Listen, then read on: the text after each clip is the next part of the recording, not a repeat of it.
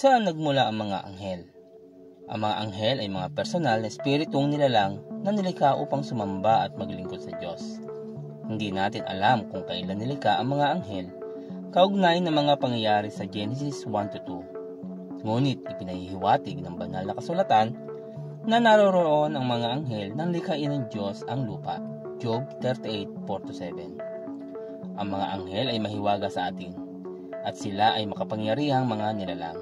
Ngunit sila ay nilikha tulad ng lahat ng bagay. Sa kasulatang ito ay malinaw.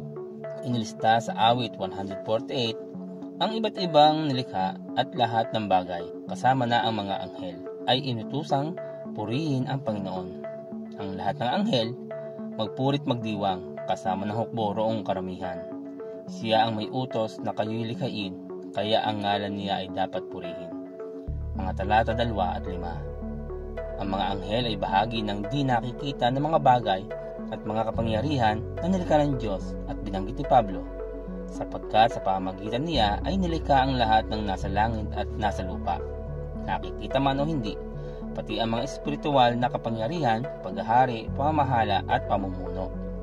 Ang lahat ay nilikha ng Diyos sa pamamagitan niya at para sa Kanya. Siya ang una sa lahat at ang buong sansinukob ay nananatiling nasa kaayusan sa pamamagitan niya. Colossus 1:16-17. Alam natin na ang sangkatauhan ay nagmula sa lupa. Sumalok ang Diyos ng putik at inanyuan ang katawan ni Adan.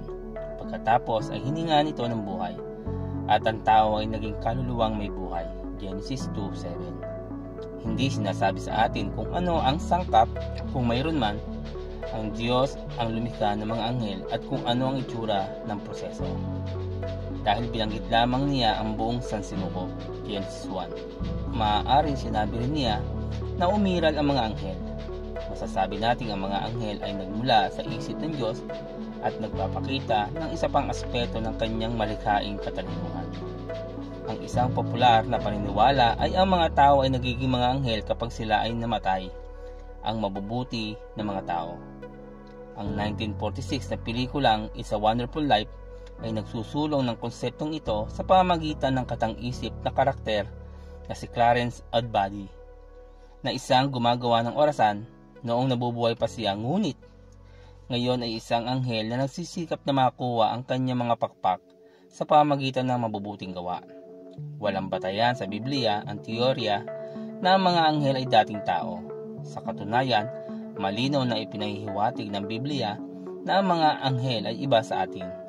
Ang sangkatauhan ay isang uri ng nilalang na mas mababa ng konti kaysa sa mga anghel.